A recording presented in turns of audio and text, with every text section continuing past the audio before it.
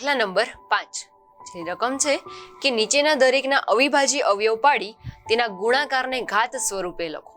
જો આપણે લાસ્ટ જોયું એ જ પ્રમાણે અહીંયા અવિભાજ્ય અવયવ પાડવાના છે અને જે જવાબ આપે તેને ઘાત સ્વરૂપે લખવાનો છે.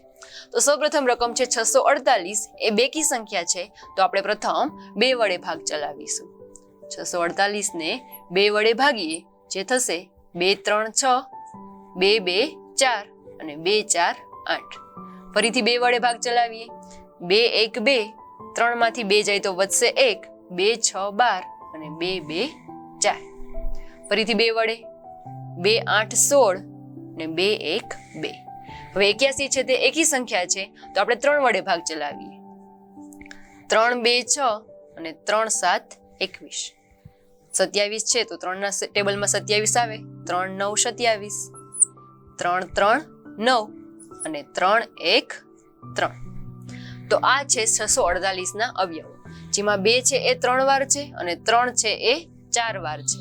તો અહીંયા અવયવો લખીએ કે 648 બરાબર 1 2 3 વાર અને 3 છે એ ટોટલ 4 વાર છે. તો અહીંયા 2 ના ઉપર 3 ઘાત ગુણ્યા 3 ના ઉપર 4 ઘાત, આ થશે તેનું ઘાતાંક સ્વરૂપ. 2 ની 3 ઘાત ગુણ્યા 3 ની 4 ઘાત, આનો જો જવાબ ગુણાકાર કરીએ તો જવાબ આપણને 648 મળે.